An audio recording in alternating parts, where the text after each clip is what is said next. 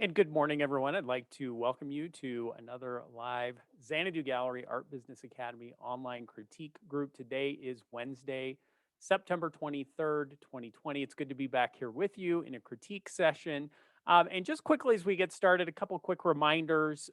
Number one is that if you've been attending these sessions and would like to have your artwork be featured and have the opportunity to have your work critiqued, there is a link and a form on the page, the broadcast page, where you can submit your work, and I'd encourage you to do so. Um, of course, we've got a long list of artists who are participating, but this would be your chance to get your work into the queue. Second, beginning next week, next Wednesday, in order to get into the session, you're going to be required to enter the passcode. Zoom has updated the way they do things, and they'll no longer allow us to just get in with a link. So keep an eye out. The process will be just the same. You'll go to the page. There's the link to click on, but you'll notice the passcode below the link. And if you'll just copy that and paste it into the request for the passcode, you'll be able to get in the meeting. And then finally, we are in the last few days of taking registrations for Xanadu Gallery's Art Business Academy. If you've been looking for mentorship from a gallery owner, me, and would like to learn more about the process of preparing to approach galleries and have my guidance to help you through that process and to actually get in and approach and get your work into galleries, now is the time to register. You'll see a link at the top of this page with more information about the Art Business Academy. So with that, let's jump in and meet today's featured artist, Larry Hughes. And Larry, to begin, if you could just give us where you're coming to us from, and then a little bit of background about how you came to be creating the art that you're creating. Okay, yeah, good morning, everybody. I'm really happy for this opportunity to get some collective wisdom. I'm from Memphis, Tennessee right now, but I grew up in Southern California and Tucson, Arizona. So that's quite a move to go from the West to Memphis. What took you out there? It is indeed. It's a family thing. My parents lived out here in Nashville, and at one point in my life, we decided it's time to reconnect with family. So that's how that came about. But just real briefly to answer your question, I grew up, I guess we have two types of artists here, some who come to it later in life and some who are born with a pencil in their hand, as they say. I was born with a pencil in my hand. So I grew up with a real passion for art, and all the way through middle school and high school, I had a great interest in art, but also in science. And eventually I had to make a choice between the two in terms of just, putting bread on the table and so forth. So I chose the path of science, went to the University of Arizona, majored in geophysics, and graduated from there, and then went into that profession. But all the time I was making art on the side, just trying to find time to work and do a little bit of plein air work. What really led me to where I am today was a life crisis that lasted about 10 years, a real difficult period in my life in which I was searching for connections and continuity in life, and especially the spiritual dimensions of that. I was an agnostic, and I was challenged to look at the case for Jesus Christ and to look at the documentary evidence. And to make a long story short, after 10 years of applying science to faith, I came up with the conclusion that I could trust the documents, and I committed my life to Christ. And that has had two life-changing effects. One is it gave me hope and a future. And the other is it had a major impact on my art, because all of a sudden I could do that connectedness thing that I was always looking for, a connectedness between my creator and creativity and his creation. And by putting all those together, I really developed a love for landscape, especially Western landscapes. and you might say a feeling for it. So I spent a lot of time doing plein air work.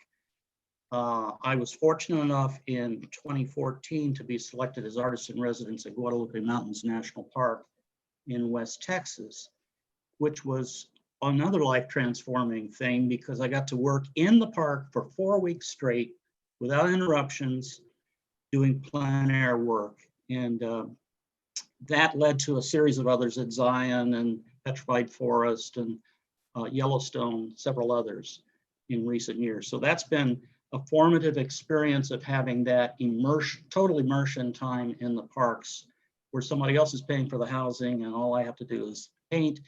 And I have also the opportunity to share my love for art with mainly school children and teaching them to paint, and especially the ones who are afraid of art, think they're no good, and all these kinds of things. It's been a pleasure to show them how they can make a watercolor in 15 minutes, which is complete antithesis of my style, but there is a way to do that, and it just gives them a joy at making art, and it's really fun to share that. And so, talk a little bit then about how you have the opportunities you've had to show and share your work, any sales experience with the work, and kind of that side of your art practice. Okay, yeah, I'm probably a little bit unusual a guest in that I was making my living at another field, and Not totally unusual, Larry. You're maybe far from not. alone in that. Yeah, waiting tables or doing geophysics, it's all the same, right? It's just so we can make art. Moonlighting. Yeah, that's it. So I've never had any pressure to sell work, and the work came so slowly for a number of years because there's a limited amount of time that I never really pursued that.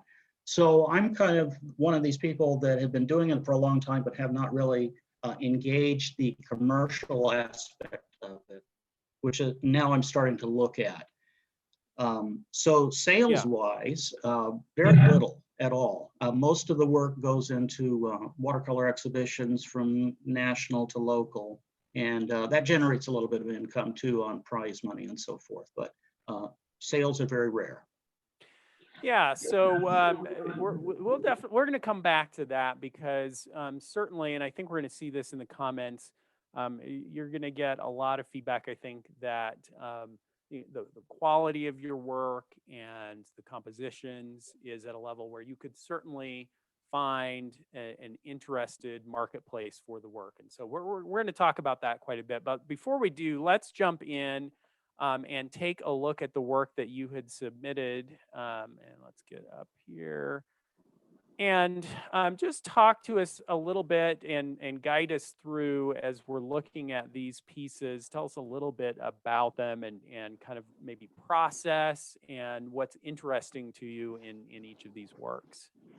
Okay, I selected the works to be a little bit disparate in nature just to provoke comment on consistency particularly.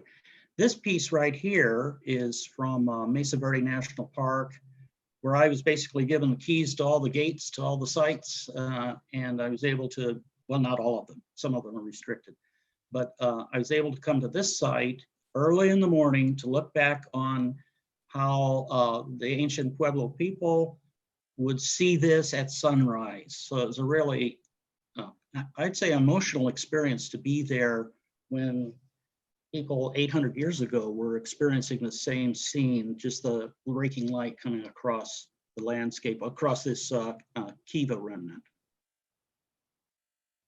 This is a piece, I don't know if I should explain it or not, but it is a plein air piece at a national park. Maybe I'll leave it there and let people guess. Yeah, okay, good. We'll leave that one there.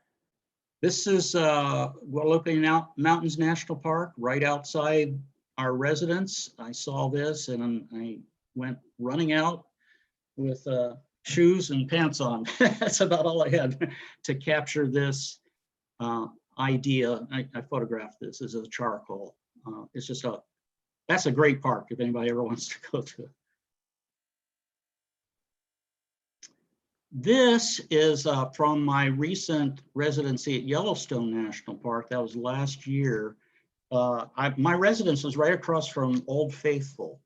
And I'm used to wilderness parks, but this one, uh, to say it was crowded is to understate the matter. There were so many people that would go up and what I called aim their pixel guns and walk away. And they would just hardly even take in the landscape. And this is really common in parks. Not really experience it, not really be there, but just simply document it and leave.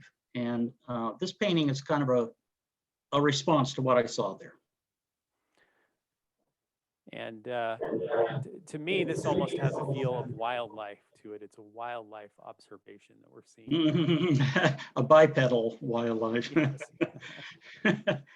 This is a scene at Zion. I was painting the Great Arch for half a day when I was darting clouds and rain and then sunshine and changing light and all that sort of thing. When I was packing up the plein air setup, this is what I saw behind me.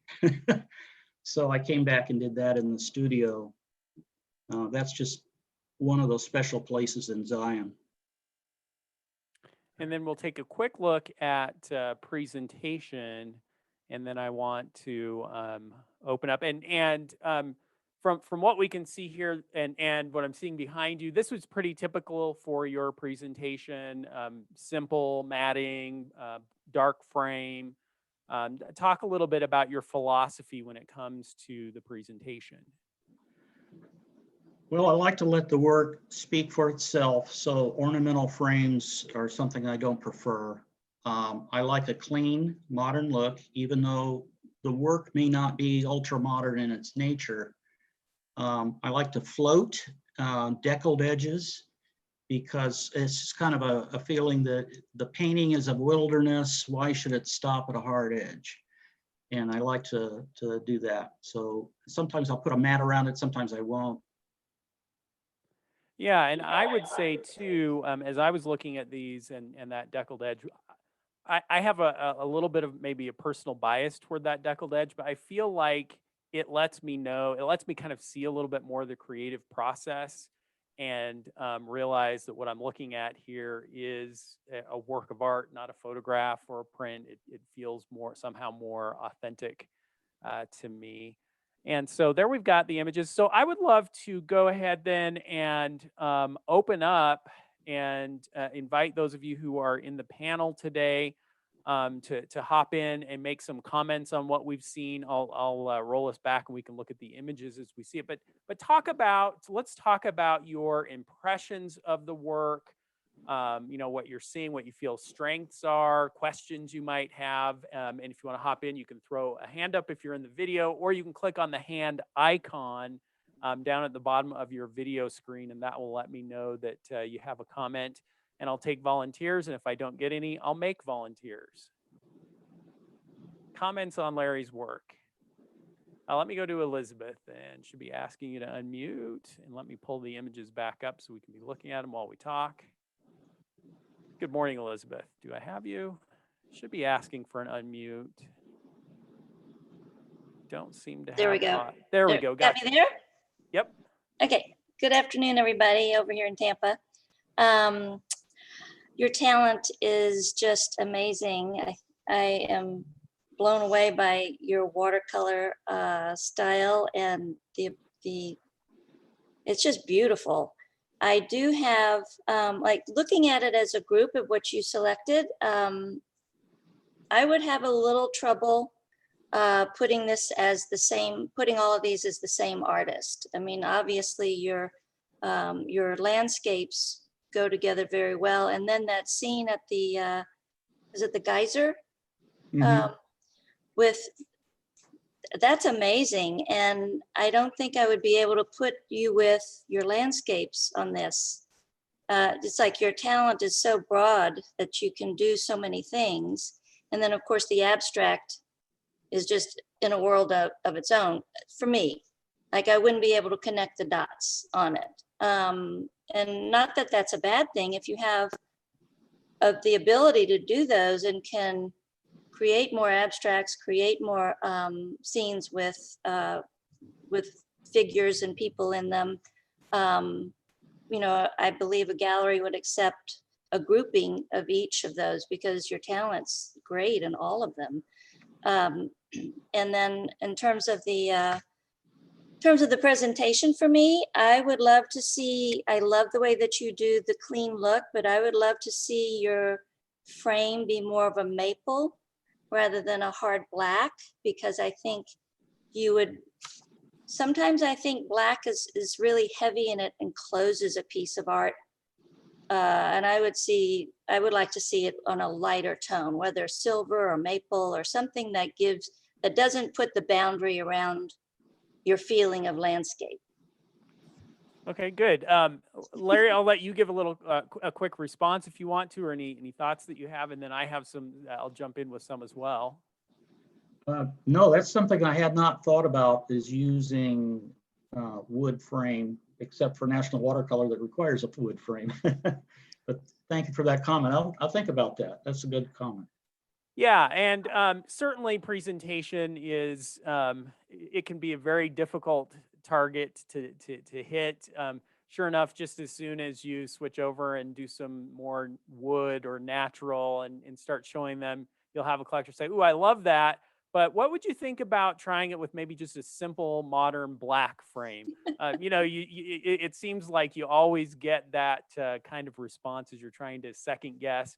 But I do think it makes a lot of sense to do some experimentation, and especially as you start having the opportunity to show your work more broadly, get more exposure for the work in a gallery setting or at shows. Um, Certainly you would start to get a little bit of a sense, some feedback from clientele as to what presentation tends to be the most attractive. And it's good to experiment with that and pay attention to that and kind of see where, what direction that leads you in. I'm going to come back on consistency because we are going to want to talk about that. And I think Elizabeth raises some very good points. But I see I've got a couple of additional participants who'd like to jump in. If I can get, hold on here. There we go. Let's see if I can get you up here. So let me go first to Elaine. And Elaine, it should be asking you to unmute. There, Morning, Elaine. can you hear me? Got you loud and clear. When I first looked at his work yesterday, and then I tried to find his website, which I've been doing on all of the artists that you've been showing, because I wanted to see more. His landscapes, I think, are absolutely amazing and are of the quality that could go in Gene Autry show, Cowboy and Indian Artist show, the show that's in Tulsa, Oklahoma at Gillespie Museum, I think it's called. Or Gilcrease, yep. Gilcrease, Tulsa, Oklahoma, Oklahoma City, Jackson, Santa Fe, and on. And Mountain Trails Gallery, I've just seen the quality of his work. The abstract piece, which I'm sure is a plein air piece, as he says, it looks like succulent maybe, but it's his landscapes that are just amazing, amazing pieces. And his composition's good. Definitely needs to get into the bigger galleries. And Southwest Art and Fine Art America magazines show those collections. I used to follow Western art for years. I still do. It's my favorite. Excellent, Elaine. Thank you. Thank you for that feedback. And let me go and see if I can get Terry in. Terry, it should be asking you to unmute. Hi. Good morning. Gotcha. Hey, I was thinking about the black frames, and I know I made a comment about that. And then I went back to see why the black frames bothered me. At first, I thought it was because they were metal, perhaps, but I think it's because it's the strongest value within the piece, and none of the values within your pieces are as strong as the black. And so I think it pales your work. So I was trying to find a reason other than I just don't care for the black frames as much. but I think it fades your work where your work could pop out with a different color frame. Yeah, that's another interesting point, and again, a good argument for just experimenting a little bit. There is certainly something to be said, and we're going to talk about this with consistency in keeping the range of different framing options to a minimum. You know, not having too many different moldings and choices to make when it comes to presentation, and then being able to show them together. There's some arguments to be made that it makes a powerful body of work to have a similar and consistent frame. But I think Terry raises a really interesting point that depending on the choice of the framing and the matting, it will make a difference on how the imagery itself is presented and pops in the artwork. And you could argue that there are some strong values in some of the pieces, but I agree with the point that maybe just softening that frame a little bit could help even more center the focus on the artwork and accentuate the strengths of the compositions. Let me go to Jennifer, and then we're going to talk to, and don't worry, I'll let more of you in, but we're going to hop in and talk about consistency. Jennifer, it should be asking you to unmute. Good morning, Jennifer. Morning. Hey, just while you were talking about the frames, I wanted to pop in a little practical thought for you as you're experimenting maybe with some new frame color, and I do agree. I think maybe just a lighter color would help. Your paintings are so bright, it would help that pop out. But one thing I noticed is I landed on a frame choice for my own work for consistency and framing that was beautiful and contemporary, and I loved it. But I found that the molding got beat up a lot. It was a wood molding, and it got beat up a lot between going to art festivals or hanging in exhibitions. So as you're looking at alternatives and trying some things out, you might want to make sure that you're looking for something that's going to be appropriately durable for what you're doing. Like if you're just hanging your painting in a gallery, then it's not going to get moved around a lot, and that might be okay. Oh, Jennifer, never underestimate the ability of a gallery to clean up a frame. Okay, well then, anyway, just consider the durability of the frame as well as the aesthetic, because until it's hanging in somebody's home where it's not going to get jostled too much, if you need to touch up some dings and scratches and stuff, you can't afford to keep replacing that molding every time. So Yeah. it was just a thought on the practical side of the frame is all. Yeah, no, I appreciate that. And I think that accentuates both the challenge and the opportunities with framing, to be thinking about, I mean, there are a lot of variables to think about when it comes to presentation, and especially, an artist who is working in a water-soluble media or pastel and has to be thinking about glass and the molding. Certainly, you're going to have some more challenges when it comes to that presentation, and more choices to make than maybe an artist who doesn't have to work under those constraints. And let me throw this out to you, Larry. The question: talk to us about the process where you decided to go in the direction of watercolor. Oh, wow. That goes back to college days when I take breaks, and it's easily transportable. I love the transparency of watercolor, where the paper becomes interactive with the actual paint itself in a reflective way.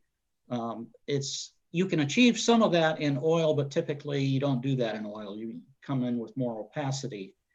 And I like the variety of styles that are possible in watercolor as well. You can go from very loose to very tight, and still achieve, if your washes are clean, you can achieve a great deal of transparency and energy in the paint. So that's why, and it's also easy to backpack in and out of trails. So. Yeah, excellent. Okay, so let's jump in then and talk a little bit about consistency, and then I know I have some others of you who want to jump in with comments. And it's been a while since we always talk about consistency, but it's been a while since I've shared my kind of my criteria for thinking about consistency. And so I thought it'd be a good idea to just for the sake of conversation to bring it up again. And to remember that when we're talking about consistency, we're not talking about homogeneity or creating a body of work that is bland or all duplicates of previous pieces. Instead, we're looking to create a common thread that runs through the work that helps us tie it together, helps us make a relationship between one piece and the next.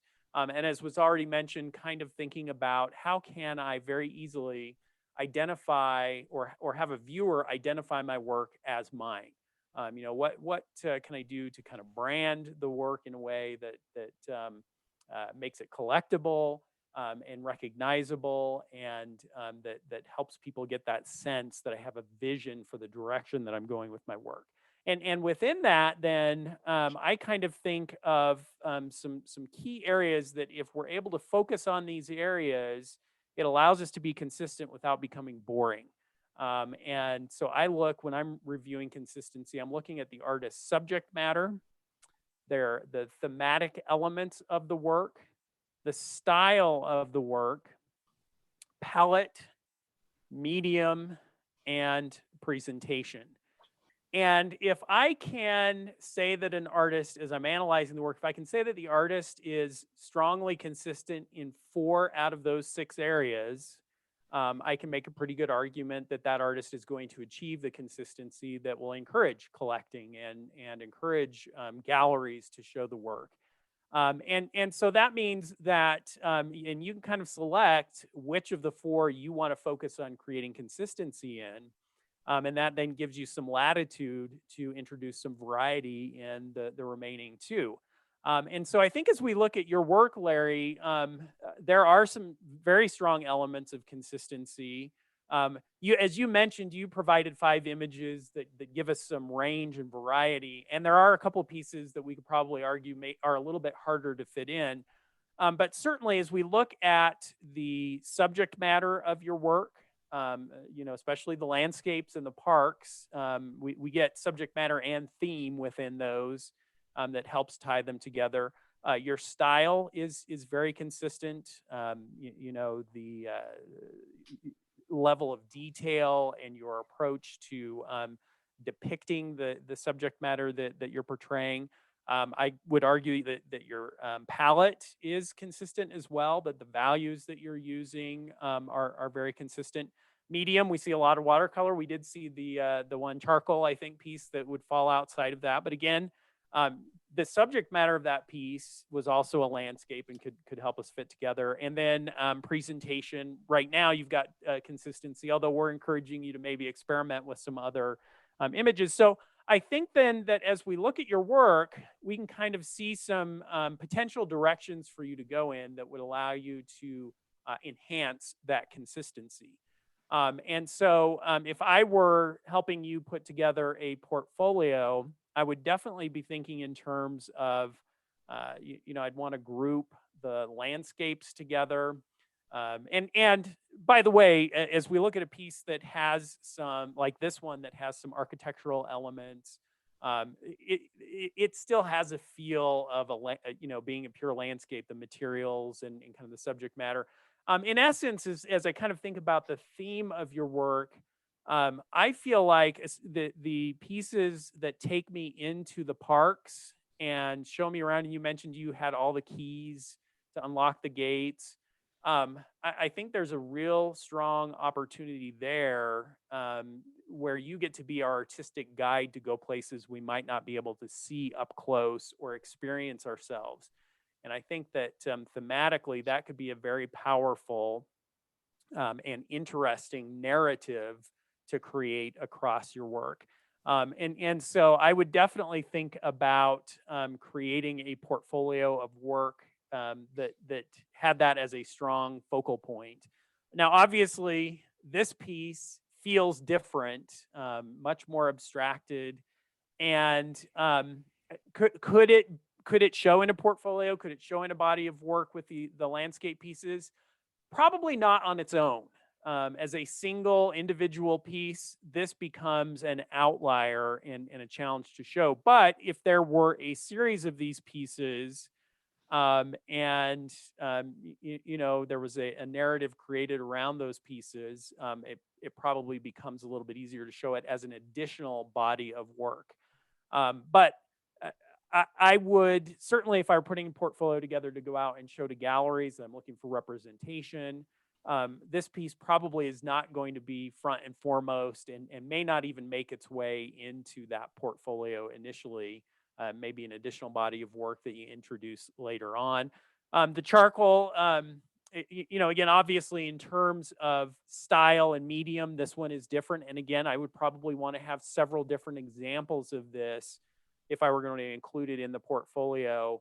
And I'd want them all to be kind of landscape in nature to add it in. And, again, frankly, putting together a portfolio to show to a gallery, I would put some thought into, does it make sense to include this additional body of work or these additional pieces at this stage where I'm trying to introduce the work?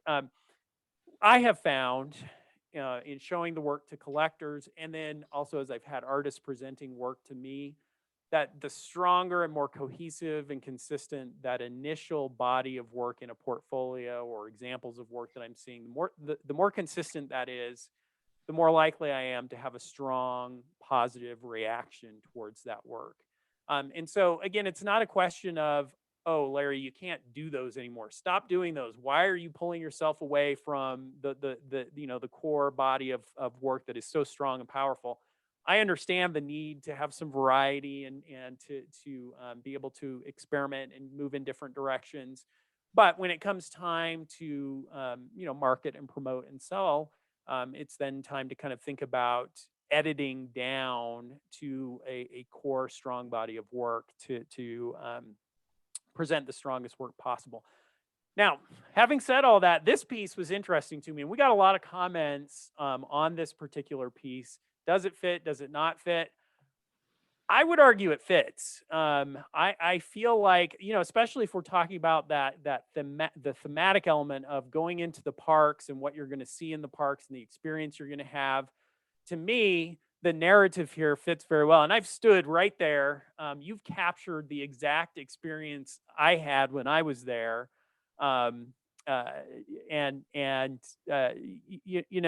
It is part of the experience. I kind of enjoy, I enjoy being in nature and enjoy the solitude and enjoy seeing the scene nature. But I also, when you go to a Yellowstone, people watching is certainly going to be a part of the experience as well. I think there's just something that's been captured here that will really echo with folks who've had this experience. And so many of us have had this exact experience.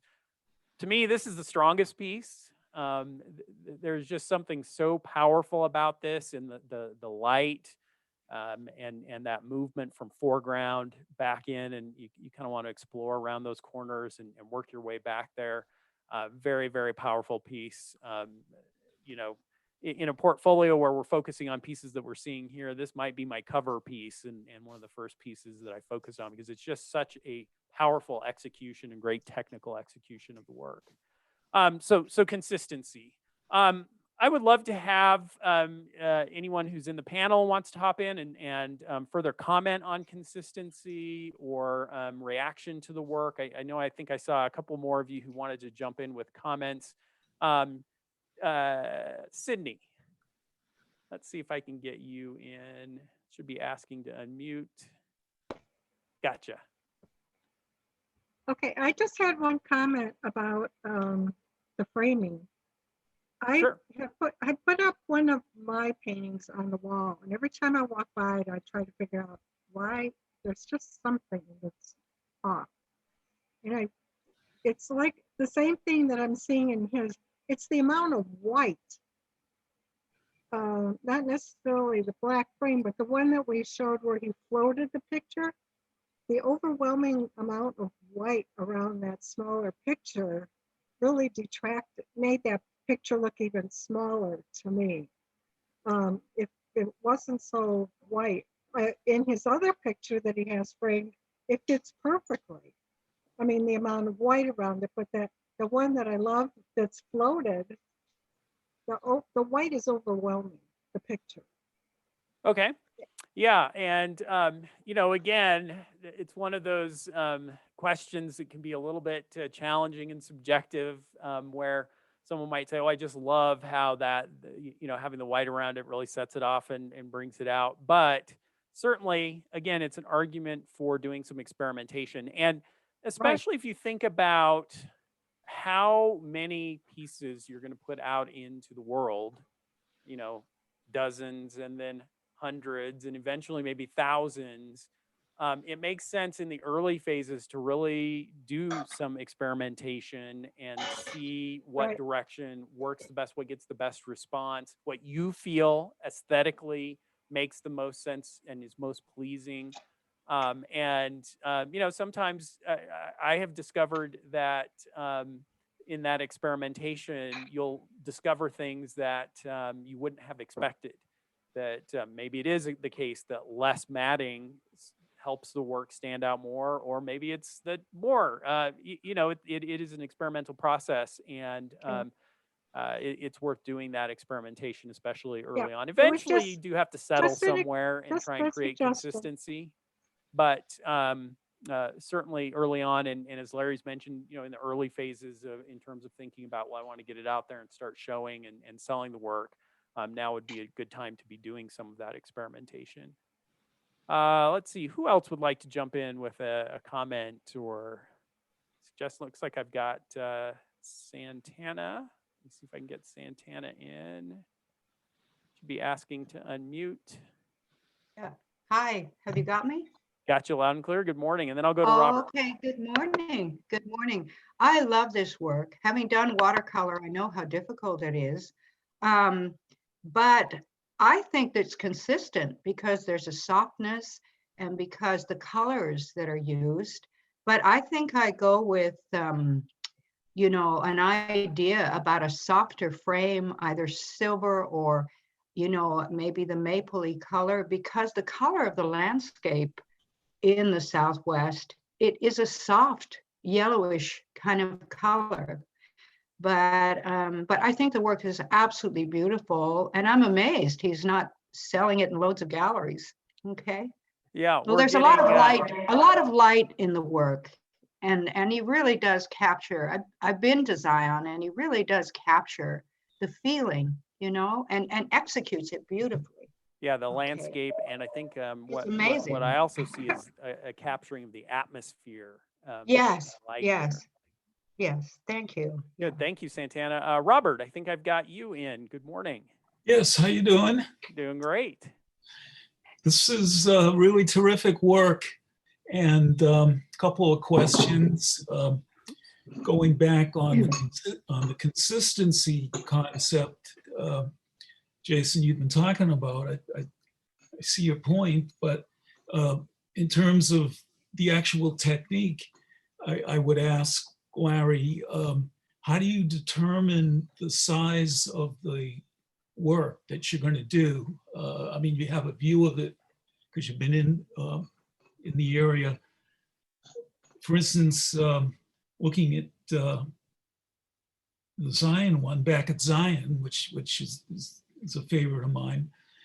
How did you determine 23 by 13, for instance? Why that size? I mean, is that based on an observation point, or why the variance in size, which works for you? I'm just curious how you figure it out. Well, the looking back at Zion is, I probably would have gone bigger if I do it now. Usually I use the larger sizes. If you want deckled edges, you're almost stuck with the size the watercolor paper is made. Now, that's not strictly true because I make my own deckled edges when I need to make a cinematic ratio or something like that. But I usually use the larger paintings, the larger sheets of paper to express something that is more grand in scale. And the intimate ones are a little bit smaller typically.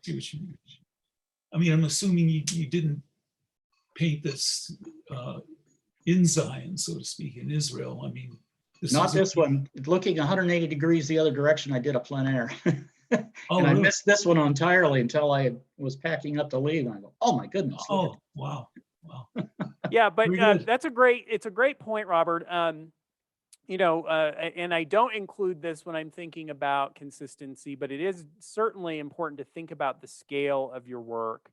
I encourage the artists that I'm showing and working with my gallery to introduce some variety of scale in the work, having some, kind of real focal point, large scale, kind of masterwork scale pieces can draw attention to the display of work, can kind of create that wow factor, and especially watercolor where there is obviously there's a tremendous amount of technical skill in every medium, but watercolor especially, I see that collectors are often drawn to the work because of the technical excellence. It's easier to see in watercolor maybe than it is in some other pieces, or becomes more of a focal point. And so having a large scale, masterfully executed piece can draw a lot of attention. And then having a variety of other sizes available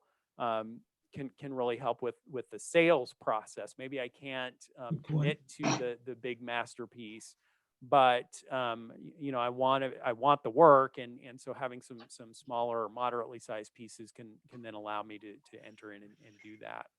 I see Dell has got a comment or question, and then I do want to talk. Oh, hold on, Dell. It should be asking you to unmute, or if you'll click on the red microphone icon. Oh, looks like we're not getting you. If you just scroll over your video screen, you should see a microphone icon that'll let you unmute. Oh, Dell, I'm afraid we're not getting you. Now I've got you frozen. Well, you keep trying. Oh, there we go. I think I've got you now, Dell. Me too. Yeah. You know what I have to say, Jason? First of all, thank you for doing this. But what we're all asking you, we're all so surprised that you're not selling and you do such fabulous work. And I just wondered about, what they keep talking about these days, our thoughts and our feelings create our life and bring who and what we want in it. And you did say something about, that you didn't have to work, you had another full-time job. And just now, are you thinking you're ready to go ahead with selling? And so I'm thinking you've got it all to come now, because if you change your mind or your thoughts, you change your life, and you're going to sell like hotcakes. Yeah, it's a great question, right? Like, why am I doing the work? Why would I be putting it out there? Why, how interested am I in the commercial aspect of creating artwork? And not every artist feels that feels motivated by sales or business success with their work, and certainly it's perfectly valid for an artist to be creating work purely for the joy of creating, or for the satisfaction that comes from mastering the craft of their art. However, I can also make an argument that by not getting your work out there into galleries and shows, you're depriving the viewers of that work and collectors the potential joy and satisfaction that they would have from experiencing the work. And so in some ways, I almost feel that an artist, I don't want to call it an obligation, but an opportunity to not only enrich their own lives, but to enrich the lives of others. And I, it was already mentioned that there would certainly be a market for this work. And I had to smile a little bit, Larry, at one of the comments you made was, is there a market for this work, considering all the interest in abstract and contemporary work that's out there in galleries? And boy, I would just say absolutely, there is a market, and it's just finding the right venues for that work. And as was mentioned, there are a lot of galleries approximate to the national parks and in the West, that their entire business is built upon serving a clientele that is interested in that kind of subject matter. And your experience and your resume, I think, would open a lot of doors for you, and certainly the work itself would. And by the way, as you start showing in those galleries, I think that you're going to find that they also will give you feedback about presentation and framing. And we didn't even get a chance to, we're quick, we've run out of time really. We didn't get a chance to talk about pricing. Let's take 45 seconds, Larry, and talk about how you have approached pricing the work to this point. All right, 45 seconds. Basically, I keep records of how much time goes into paintings. I run a trend graph of area versus square inches versus hours of labor. Larry, I hear the scientist in you coming out right now. Yes, I know. Well, wait till you hear this part. Then I run an exponential fit to the data. Yes. To accommodate the fact that it's not linearly priced. Small pieces still have to carry a certain amount of price. And once I put an hourly rate into that, then that determines the approximate price, which you're seeing here. And you can see it goes up quite a bit when you get very large.